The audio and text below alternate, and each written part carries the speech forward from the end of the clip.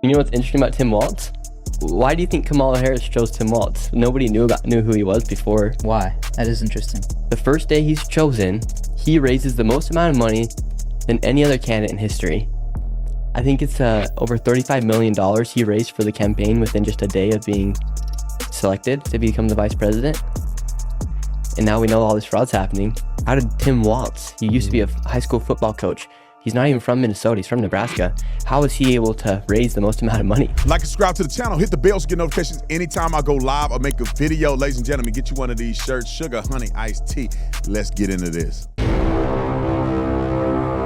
Can we go to this last thing here? You mentioned it right before we started.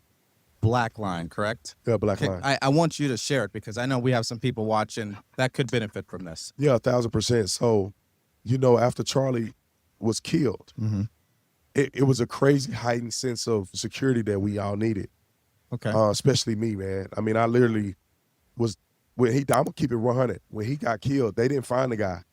I slept in my bed. I had my wife sleep in another room. I slept in the bed with my AR in my bed every night. Wow. I couldn't even sleep. I was like, this guy's gonna come for me next. What happened? Is this a trained person? Are they gonna try to knock off all of us? And so I literally was up all night and you know, I realized I needed security. But to be honest, you know, I was a cop.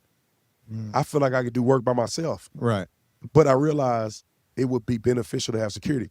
But the price tag on security is insane. Yes. I don't know if you looked at. I don't know. No, I heard that streamers, they seem like they're making a lot of money, but most of the money is going to security. That is the biggest line item. If you think you're gonna get full-time security, I'm talking about legit. I'm not talking about somebody that ain't never used a gun before. I'm talking about you're gonna get some special ops guys like I got. Yeah. One of them standing right there. When you can get a guy like that, that's gonna run you. Yeah. You got at least $500,000 to have security like that. So I said two things. I said, God, what do I do? First of all, I want to make sure that other people have real security. Yes. Legitimate folk that will protect them and make sure they don't get killed, or make sure that at least they're protected and you feel confident. You don't want to go cheap on security. And then also I said, there's people like you and I that shouldn't have to spend $1 million on security. We just doing podcasts, bro. We not yet. One day we're gonna be, you know, but right now we doing podcasts. Right. We're not at a Fortune 10 company. Right. We're not Jeff Bezos, bro, that he got $1 million of security. But the threat level to people like you and I is at a Jeff Bezos level. Wow. So what I said was, I got the security company, the best people all around the nation, all around the world. We have it. And then now, how do I help people who can't afford it? Yeah. So we created a nonprofit. Okay. And the nonprofit is for us to help support people that need security that can't afford crazy security like that. Yes. Nick Shirley, he's here. We helped his security like 2 days ago. I said he was out there doing these little interviews with Somalians. I mean, he's putting himself in a lot of crazy situations. You wanted clicks? You wanted YouTube? You wanted YouTube clicks? You got YouTube clicks. Now get the out of our community. Tell me where the Get the transportation fuck out of our community. Tell me where the You stupid racist. Say I don't want Muslims here. We have a whole nother video coming out about the other fraud that's taking place. You have a whole new video coming out. Whole new video. It's going to be a masterpiece because it is crazy. And each and every single time. More than the first? Oh, yeah. It's going to be crazier because now the Somalis were they were after me.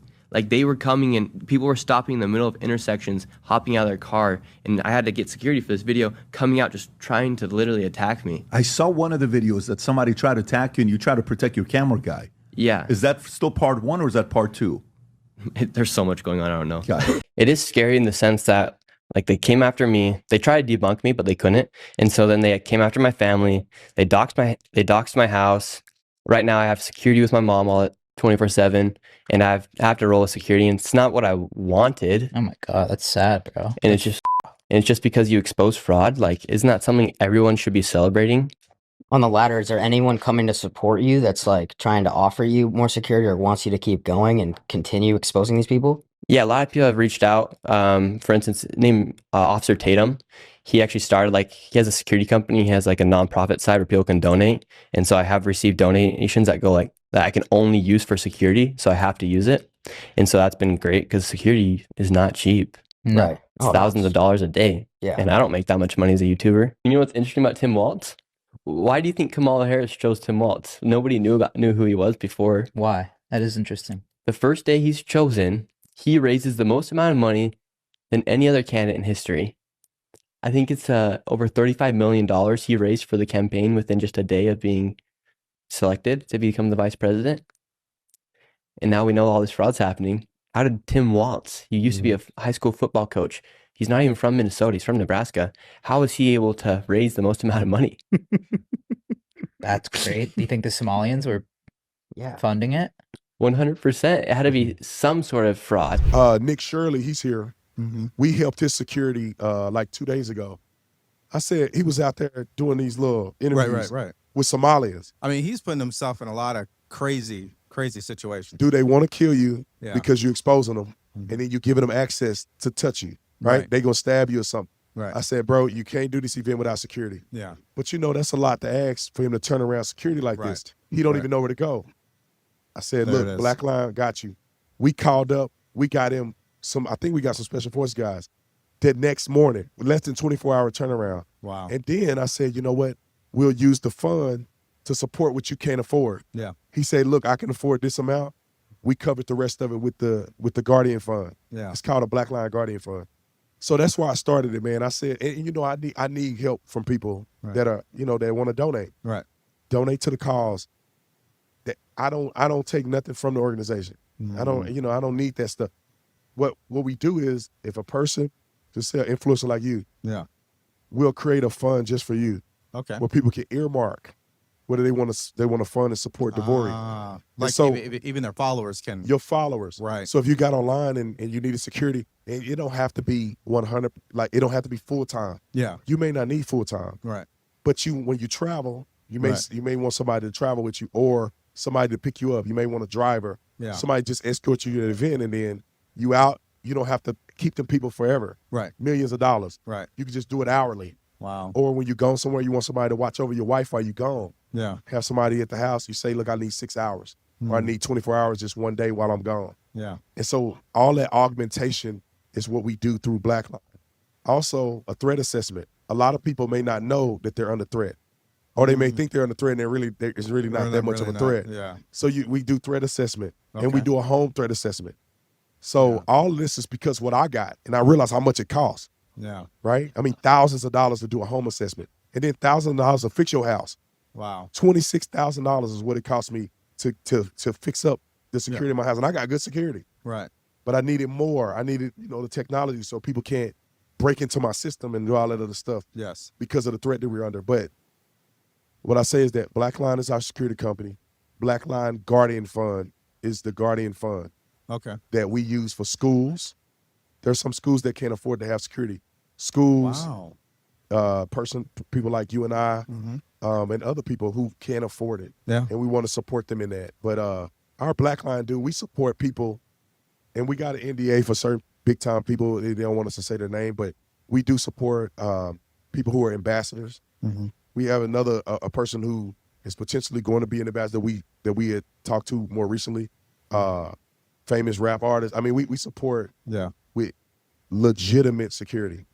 So, but yeah, I want your audience, anybody that want to support, if you need security and you want to work with us, we'll get you set up and we'll get you a link to where people can specifically donate to you. And 100% of that money go directly to your security needs. It's not going to go in your pocket, which you're not a guy to do that. But for the people that are watching, it's not go to your pocket. You're not going to be able to use it discretionally on nothing other than security. Yeah. And we'll make sure that we get that done. So I hope your audience, if they want to support, they can go to Blackline Security Ops.com. Perfect. And then if they want to do the nonprofit side, they're interested in supporting or they're an influencer that needs the help, it's Blackline Guardian Fund.com. Got and then they can help out. Something that obviously has become this major distraction, and I would say energy draining, in my opinion. Yes. And it's just obviously the infighting and the opinions about what has happened and how it happened, etc. So, I mean, I know so many people have asked you. You've had, I'm sure, 1,000 conversations. But in the end, what do you think has been the lesson from it all? Since he was assassinated, what has been the lesson for you? Oh, at Charlie's assassination. Well, it's a few things, right? There's a lesson that I learned from Charlie and how he lived his life. Okay. And then there's a lesson of how ignorant people have responded to it, and I don't want to be like them. Right. So the lesson I learned with Charlie is that you live your life to the fullest. Yes. Because you never know when you're going to be gone. You never know. And you need to set a legacy so when you do go, people ain't just trashing you all day. Yes. There's actually something to leave behind. Okay. I was thinking about his kids. They can, when they grow up, because many, his kids haven't really had a chance to really know him. Right. Their heart feels love from him, but they don't know him. Mm-hmm. But when they grow up, Yeah. all they're going to hear their whole life is how great their father was. Right. How much impact, his name on everything, these events, and people saying that your father changed my life. Right. I mean, he should literally have a statue somewhere. He should have a statue in D.C. Yeah. because he meant that much to the movement, meant that much to the kingdom. And so in his death, it's like, what are you leaving behind? What are people going to say about you when you die? Right. What videos are they going to clip of yours? Are they going to be about Christ? Or are they going to be about something foolish? And the other thing I learned about in his death is that I see that people cannot be confident in what God is doing in their life. So they have to try to piggyback off somebody else's death to try to make a name for themselves. Wow. That's evil. Yeah. Absolutely. And then another thing is, man, when you tell a person in their face, I got you, I got your back, you my dog, you my brother. Yes. When they die, your lifestyle better reflect that. Right. When I used to tell Charlie, whatever you need, bro, I got you. Yeah. Yeah. And he died. I got to protect his family, and whatever I can do. Right. Right. His legacy. Yes. I go tear that down. I'm a lying, foolish man. Mm. I couldn't live with myself. And I see people doing that. Yes. And they're not, and some of them are not doing it because they really believe it. Mm. They're doing it because it's expedient. They're doing it because you get a lot of clicks. Yes. It get a lot of popularity. Yes. And I'm telling you, when you do things that's not in good faith and you ain't doing things about Christ, it comes crumbling down very soon. Yeah. Yeah. And it can only be here for a minute. Right. And then after when you wake up, it's all gone Yeah. because you didn't do it with something of substance. And so I learned that I want to be more like Charlie in my life. So when I die, my kids can be proud of me. Yeah. And then after, the way you treat people after their death and the way that you claim certain things it's going to reflect on who you are as a person. Yeah. Yeah. I think everybody that trashed Charlie and do all this stuff while now that he's dead, it ain't going to bode well for you. No, I don't think so either. I think just time will tell the truth. And then obviously karma, in my opinion, is a real thing, and the energy you're putting out, I think it does come back. And so, yeah, I don't think I have so much to say about it, but as if you've noticed, like, I don't like talking about any of that because I don't see any return on investment whatsoever. Dude, listen, that's why we all exist. Mm. Some of us may need to slap people over the head with truth. Yeah. Some of us got to stay out of the out of the drama. Yeah. Because not everybody watch all of my stuff. Right, When they get burnt out of me, they can watch somebody that's telling them the truth. Yeah. They want to hear some controversy. We all need to exist in that. And I don't think everybody should have to put their toe in the water. Mm. It's not. You know what I'm Necessary. saying, dude? Yeah. I put my leg in the water. Yeah. And it's just been drama and drama and Right. drama. Yeah. And there's a part of me that's like, I should have never did it. But the only reason I did it because I told Charlie that I got his You back. can do that. Yeah. And so I had to live up to that expectation. But I don't tell people to get in it because it's messy. Right. People silly. Yeah. Me and my wife talk about this every day. People are silly. They tell me they unfollow me because of what I believe in the trial with Charlie. Yes. I used to be a cop. Mhm. I did investigations. I know Yeah. what I'm talking about. Yeah. And I love Charlie for real. It wasn't a pundit that I watched. I love Charlie. He was Yes. he was a good friend of mine. And nobody would do a deep investigation like I would, or at least evaluate what they saying Right. more than a person that really loved Charlie. Right. You know what I'm Okay. saying? So Yeah. but then people don't want to follow you no more because they don't like something you say or whatever. Yeah. But at the end of the day, you ain't paying my bills. Right. You didn't die on the cross for me. You're not Yeah. feeding my family. So I don't care that much about Yeah. what you say about me. Yeah. Yeah. Yeah. It's interesting because it's for me, the one thing I learned, and I want to know your thoughts on this, is like it's shown us how even on our side of things, we can be guilty at doing the very thing we criticize the left of doing for so many years, which is like, I'm going to cut you off because you voted for Trump, you know, and like stop the actual debate and stop the conversation all because I disagree with you, instead of being able to agree to disagree, if that makes sense. 1,000%, bro. There's people that I love that I disagree with. Yes. But I'm not going to throw you in the trash because I disagree with you. Right. There we go. And if I disagree with you that much and I got that much of a problem and I know you, I'll call you on the phone. Yeah. And we could talk about it. Yes. That's like my wife. If me and my wife disagree, I'm not going to divorce my wife. Right. That's stupid. Yeah. It's like we just disagree on this one thing. I still love you. Right. And there's a lot of other things I like. Yeah. So we don't have to go to the swinging. Right. Some people get silly and maybe it's a little more controversy, it's a little less love there.